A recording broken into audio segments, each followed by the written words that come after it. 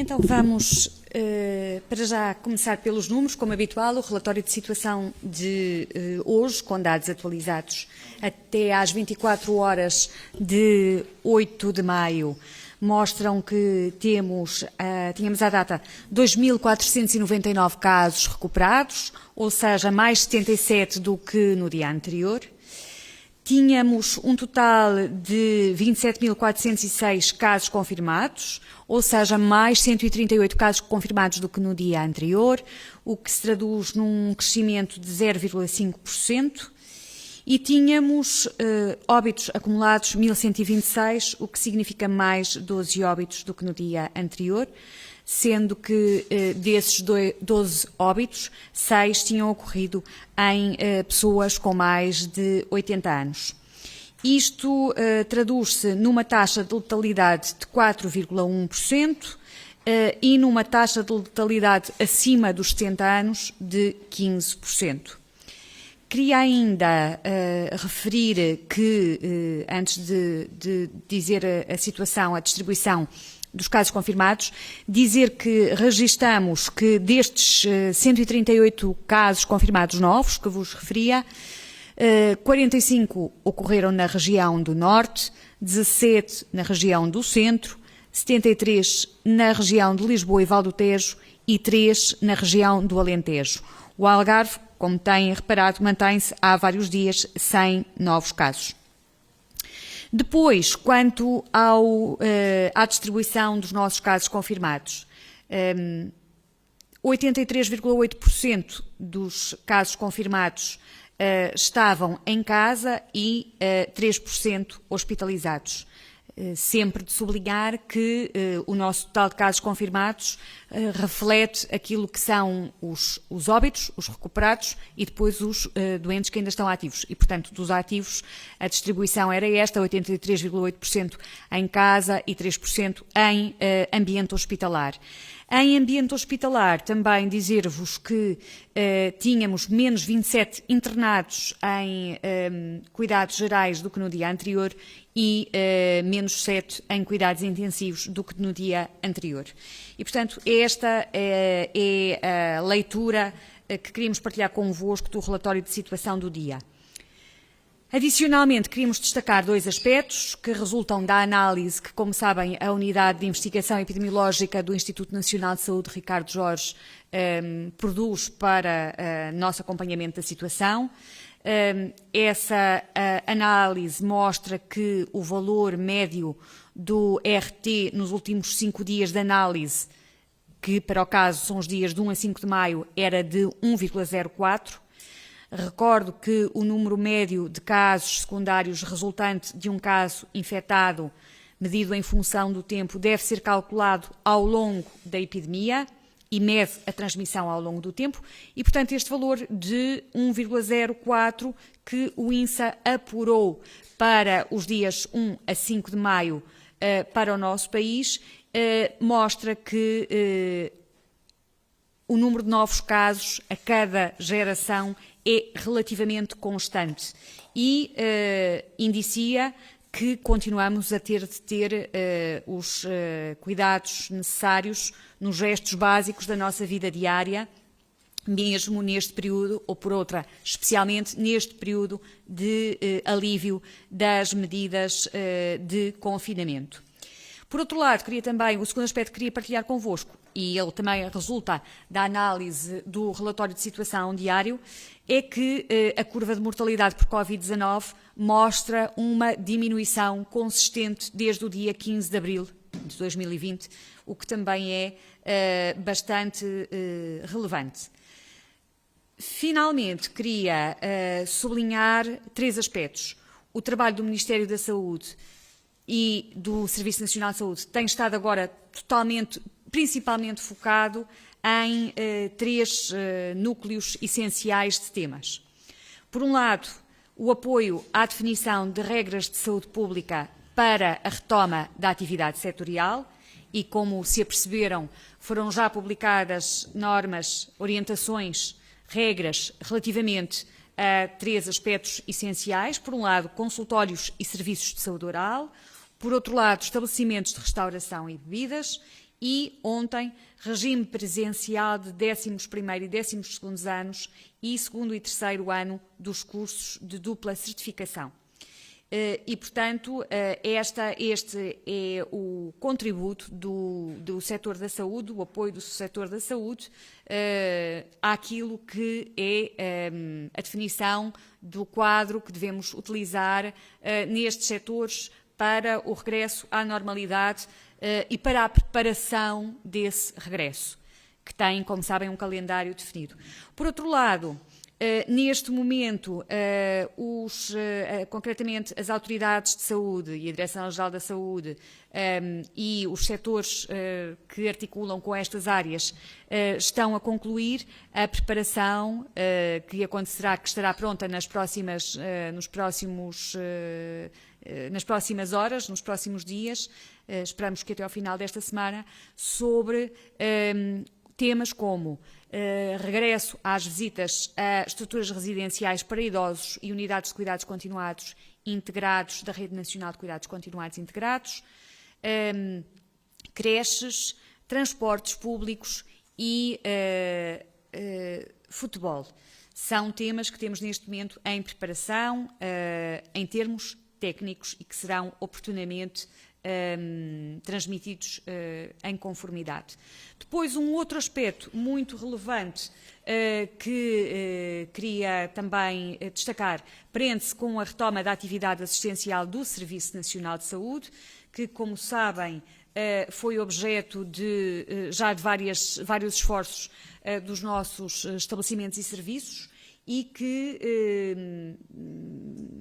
nas regras, nas orientações que transmitimos, deverá contemplar um conjunto de aspectos. E sublinho o recurso a meios não presenciais, designadamente utilizando a telesaúde, como programas de telerastreio, telemonitorização, teleconsultadoria.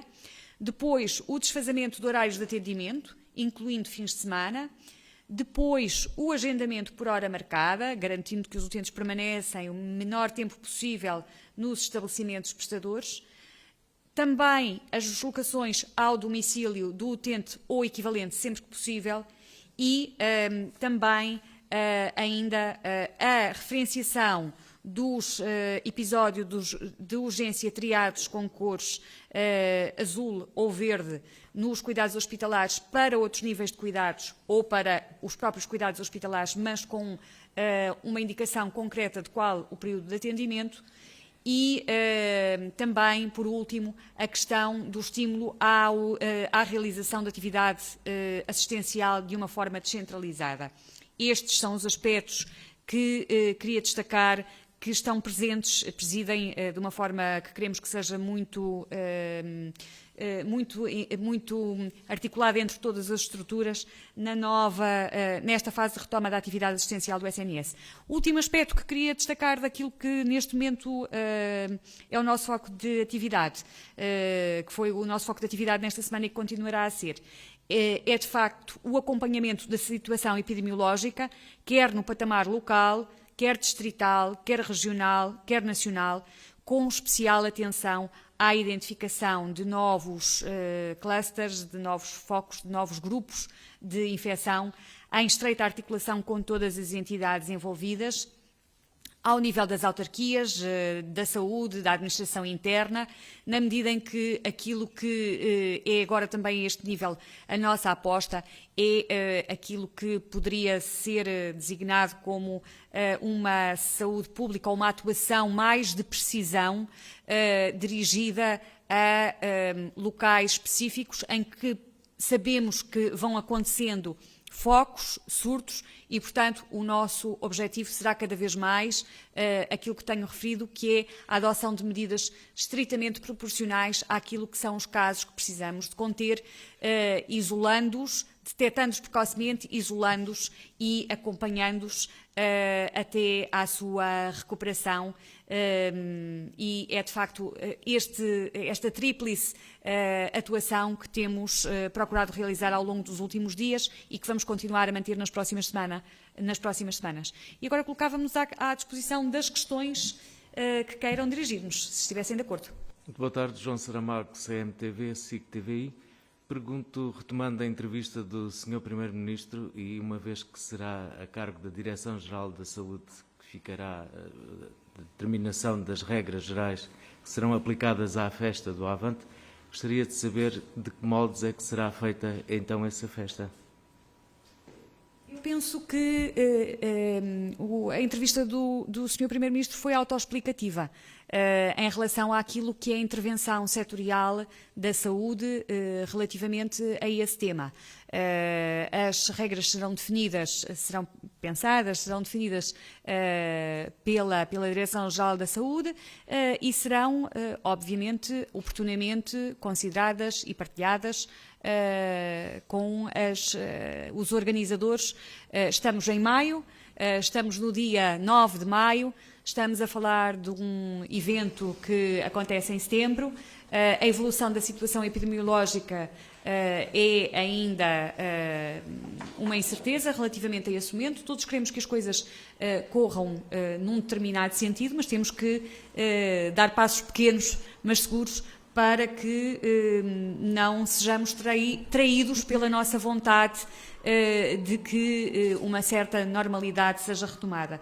Independentemente disso, há aqui um aspecto que também foi sublinhado, que é que estamos aqui perante uma iniciativa que se enquadra no contexto de uma atividade política dos partidos, e a atividade política dos partidos não está, de facto, limitada, e, portanto, dentro destas duas dimensões, oportunamente esse assunto será tratado.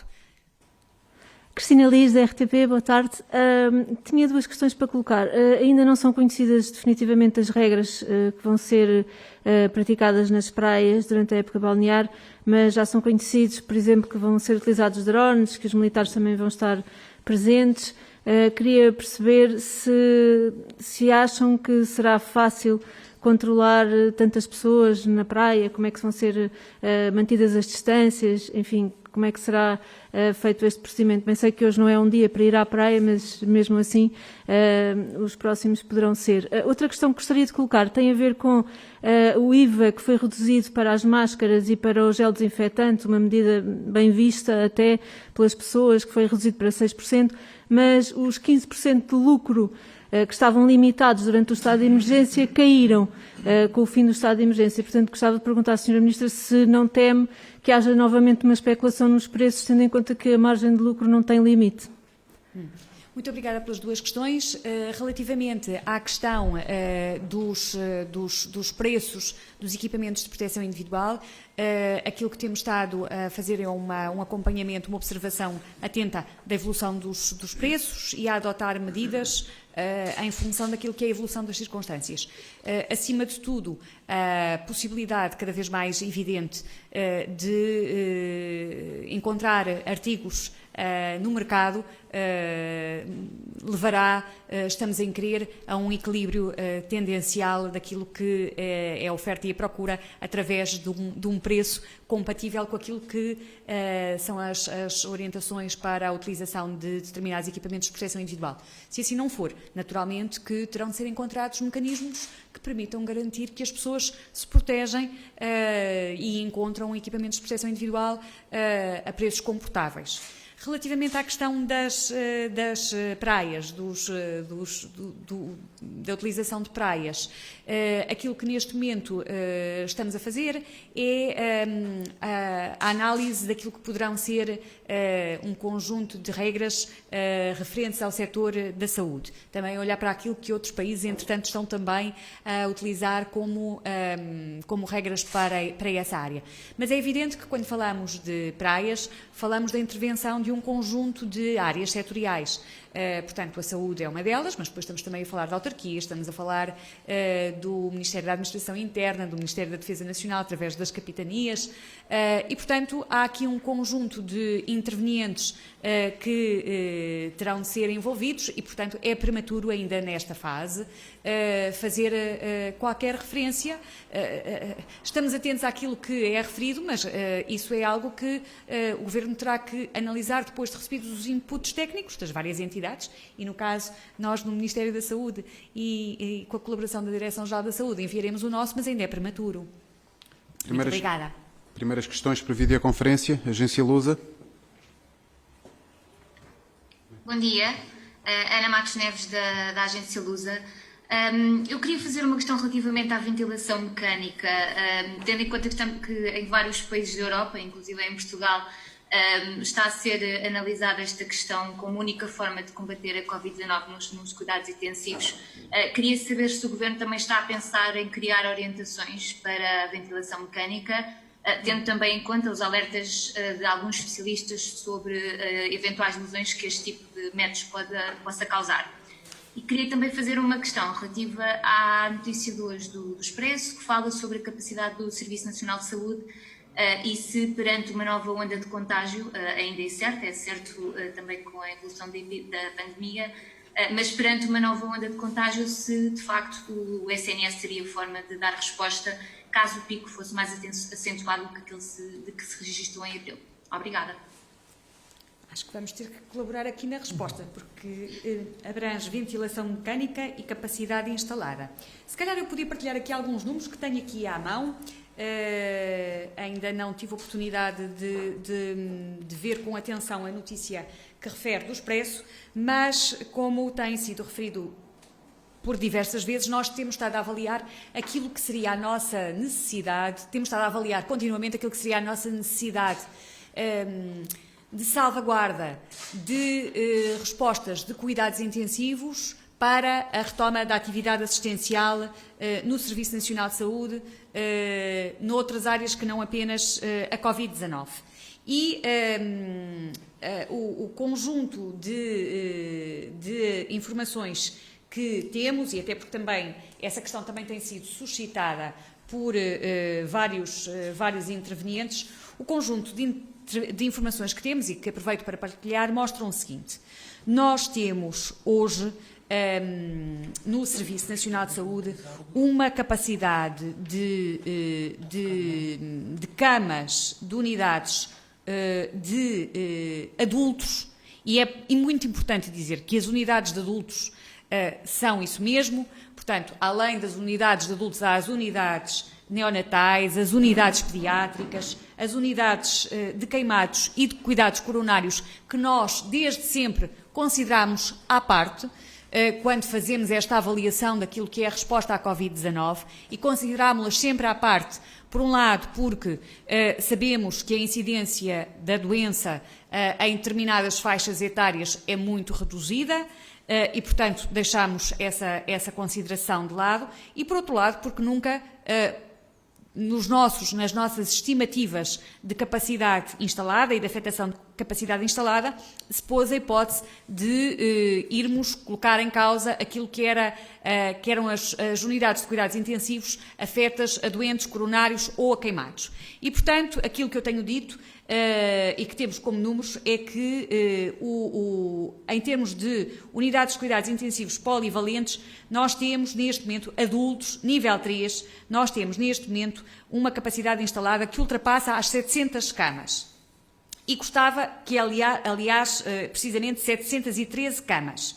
E gostava de ser muito precisa sobre isto, porque, como saberão, nós temos vindo a fazer um esforço de aquisição de equipamentos de ventiladores e também de alocação de recursos humanos de cuidados intensivos, de forma a que a nossa capacidade enquanto país melhore nesta área concreta, que é relevante para várias áreas assistenciais, que é relevante também para os cuidados intensivos.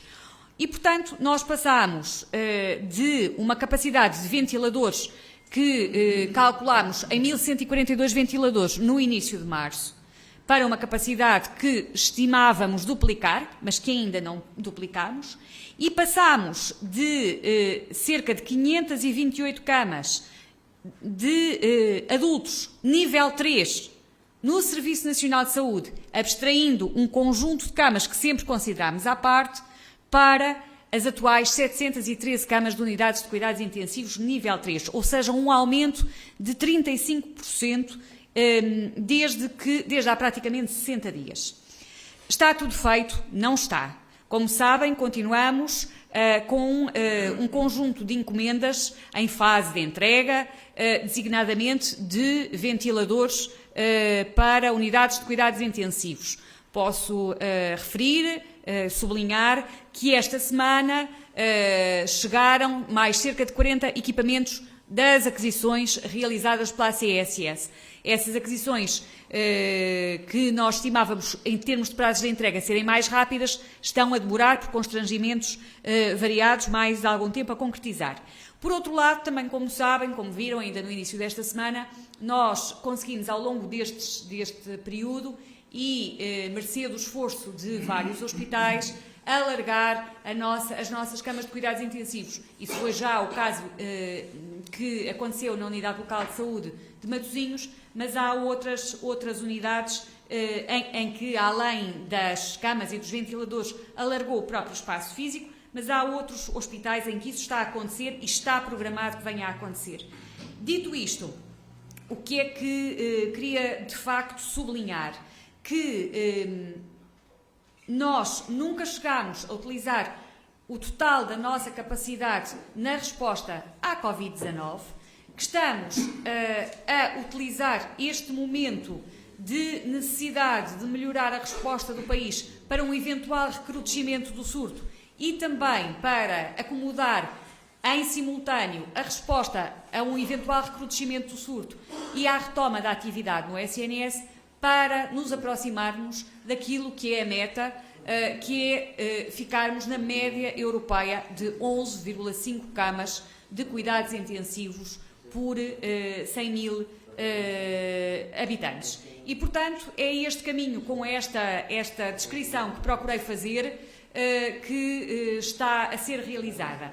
Relativamente às questões relacionadas... só uma última nota. Neste momento, dizer-vos que destas camas polivalentes que referia, polivalentes de adultos nível 3, a taxa de ocupação à data é de 50%. E nós estamos também a sentir já uma retoma da atividade não Covid. Portanto, como sabem, como revela o boletim de hoje, nós temos neste momento 120 doentes internados em cuidados intensivos, o que mostra que também há um outro tipo de atividade que está progressivamente, gradualmente, a ser retomado. Sim.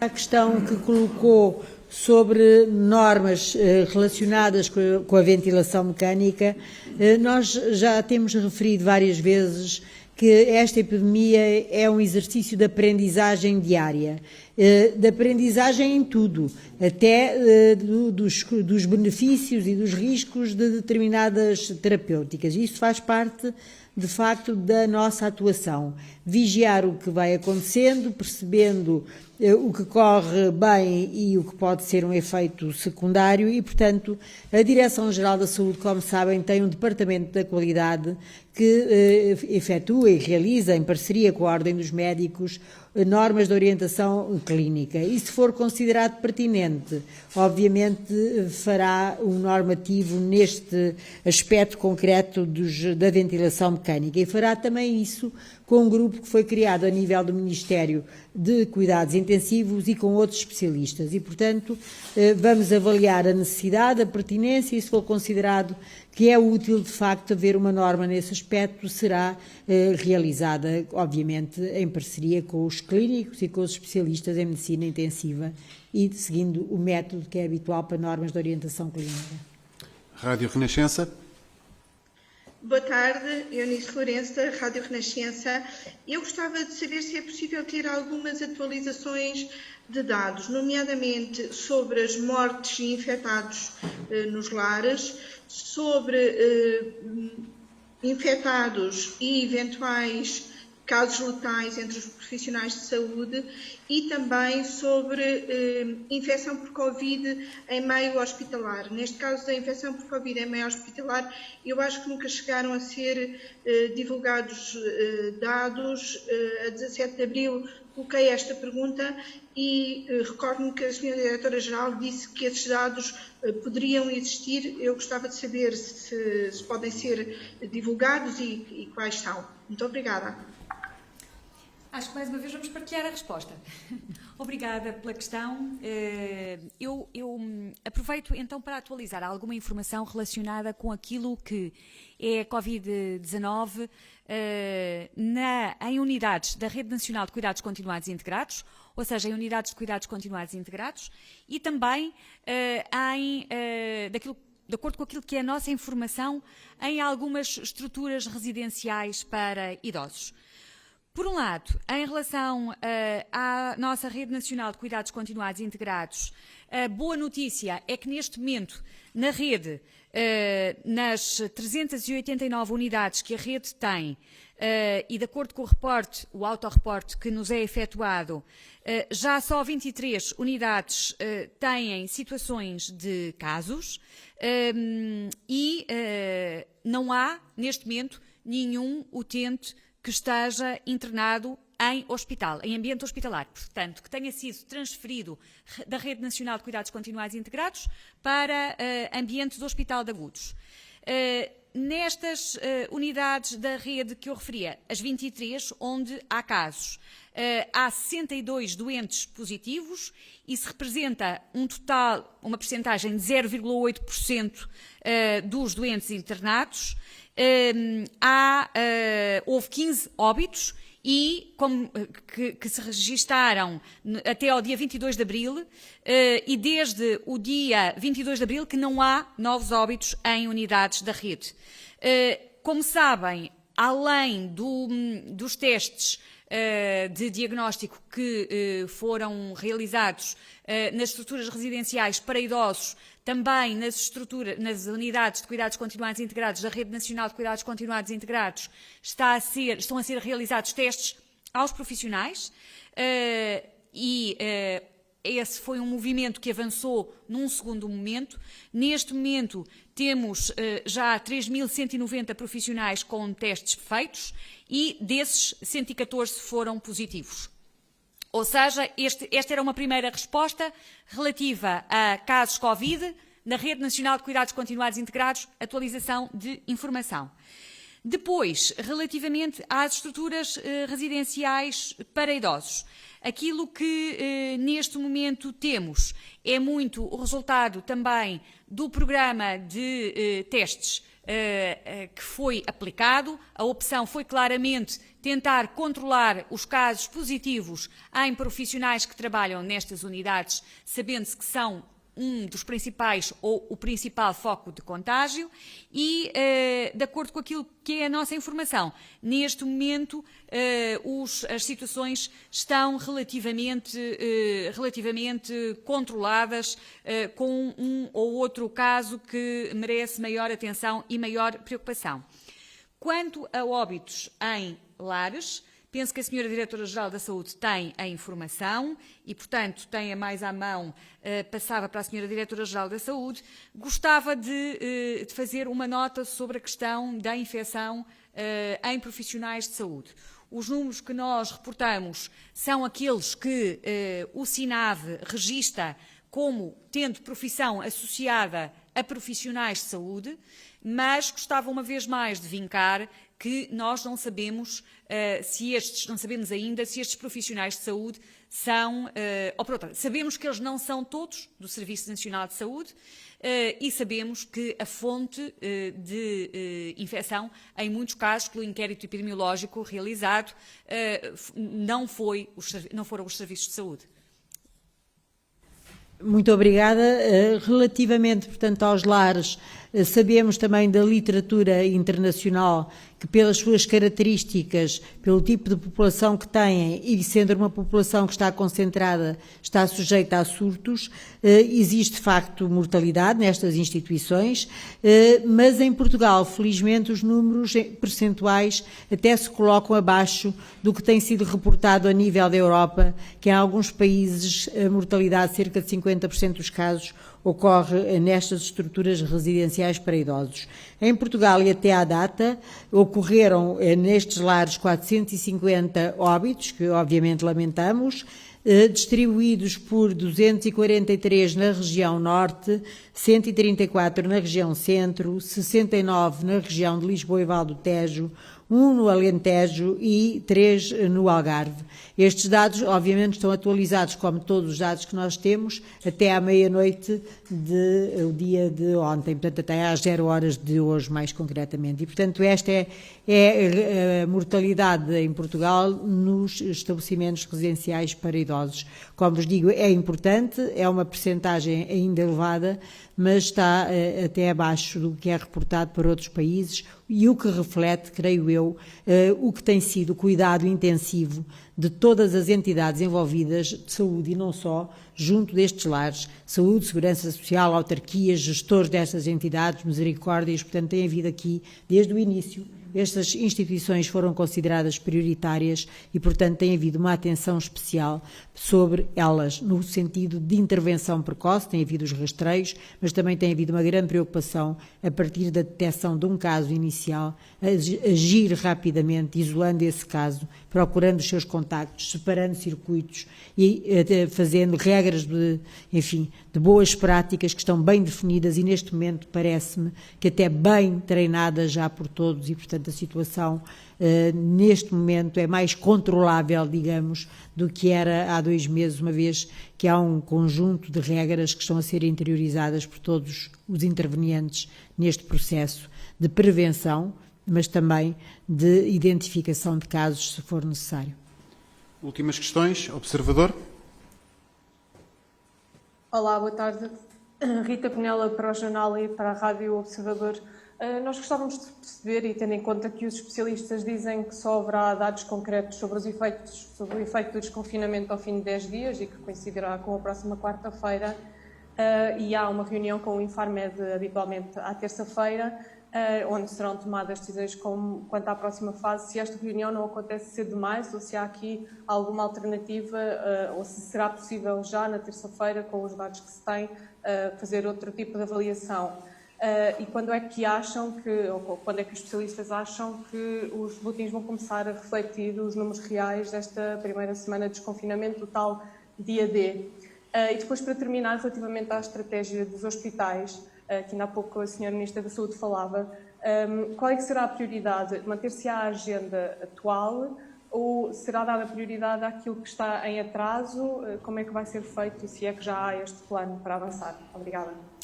Muito obrigada pelas 2 questões. Relativamente à reunião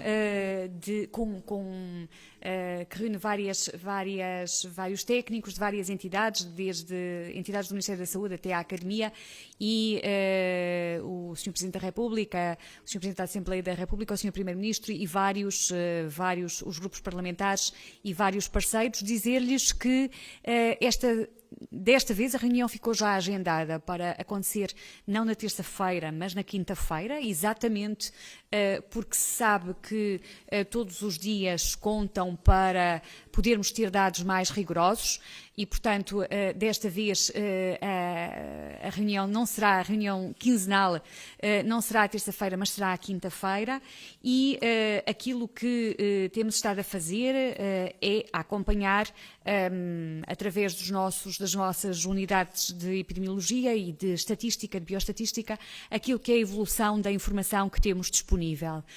Dizer-lhes também de uma forma muito clara que estamos quase a chegar ao final da primeira semana de alívio das medidas e, de uma forma geral, penso que aquilo que é a percepção de todos nós e a informação que resulta dos relatórios que vamos produzindo é encorajadora.